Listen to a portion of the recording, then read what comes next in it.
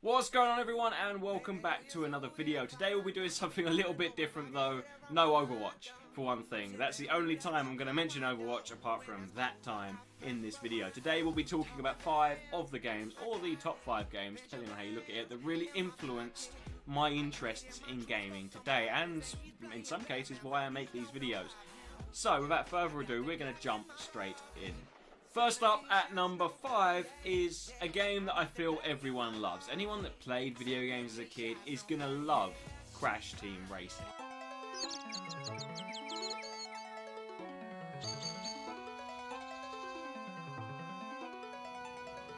Greetings, citizens. I come to compete. So, you pesky earthslugs like to race, eh? You don't get much better childhood-friendly racing games than Crash Team Racing, to be fair. It birthed the success of Mario Kart. And while at my age now, if I had to choose between playing Mario Kart or playing Crash Team Racing, I'm probably going to choose Mario Kart because it's just better now than Crash Team Racing was then.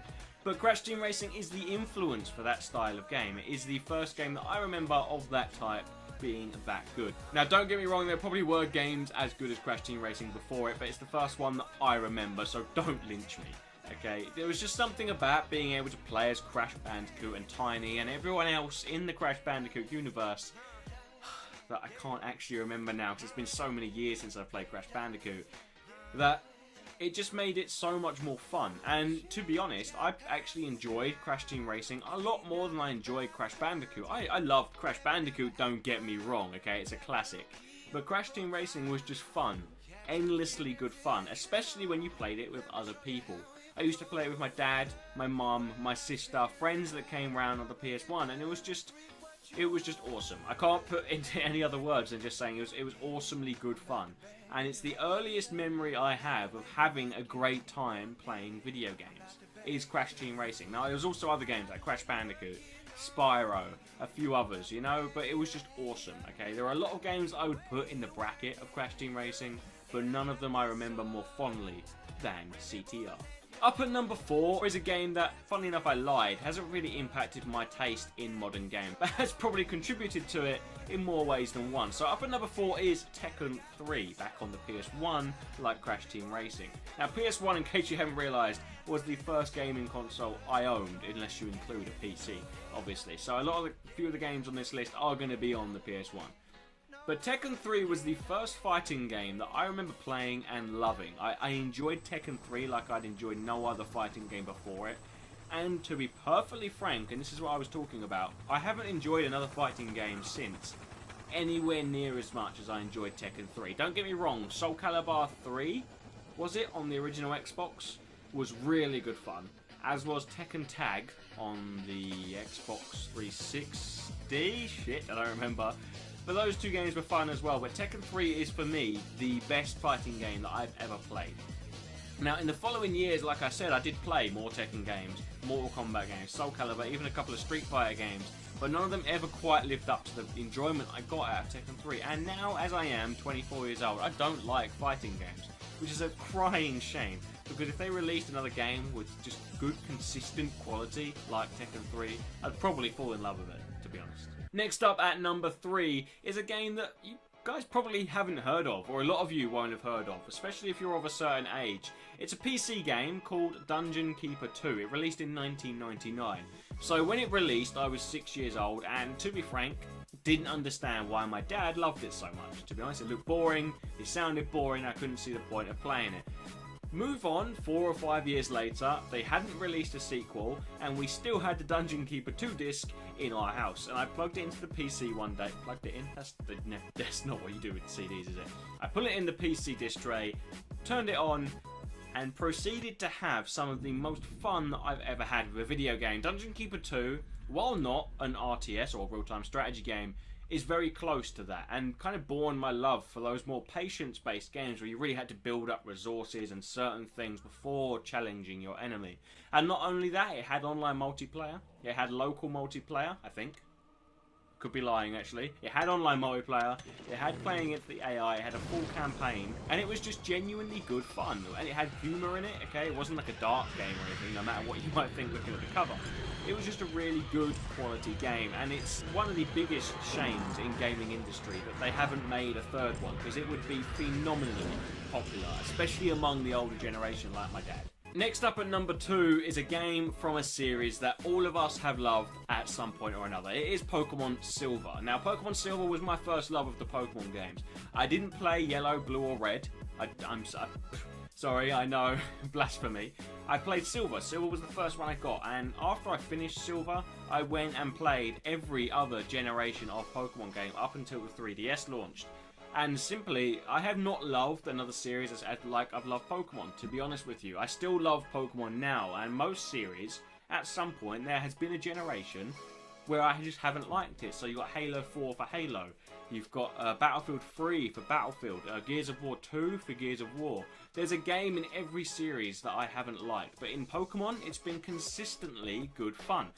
Now, when I was a kid, I had severe attention problems, ADD or ADHD, depending on who you ask. Now, think of that what you will, that's not the subject of this video, but it meant that video games were extremely hard for me to deal with. I just didn't have the attention span to finish a game. My parents would tell you that any game they bought me would get played for an hour and then chucked aside until I got another one, basically. I don't ever remember finishing games, really. The 5 games on these lists were all from about that age, and they're all games that I committed to and finished. And Pokemon Silver was the first one that encapsulated my attention for hundreds of hours in the end. It's the first Pokemon game, well, it's obviously the first Pokemon game, Zach. It's the only Pokemon game that I've actually got a Pokemon or my entire team to level 100. It's the only Pokemon game where I've done that. It's the only Pokemon game that I've finished 5 or 6 times, to be perfectly fair. It was just amazing back in the day being able to play it, and there was such a good community around the Pokemon games as well. They just made it so much fun. So much fun. Next up at number 1, and the top game on this list is probably a little bit more predictable than the other 4, but what can you do? Basically, when I was an early teen, we're probably looking at 13 would be my rough guess. Could be completely off. We had a family friend, right, and their son had the original Xbox, something which I hadn't been able to get my hands on just yet at that age, and he had Halo Combat Evolved.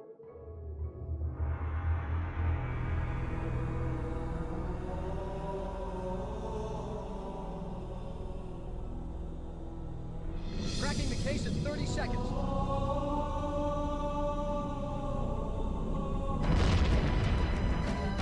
Now, for anyone that knows me personally, they know that I have almost an undying love for Halo. There's been a few sort of grunts of the crop, as it were. That's not the right saying at all.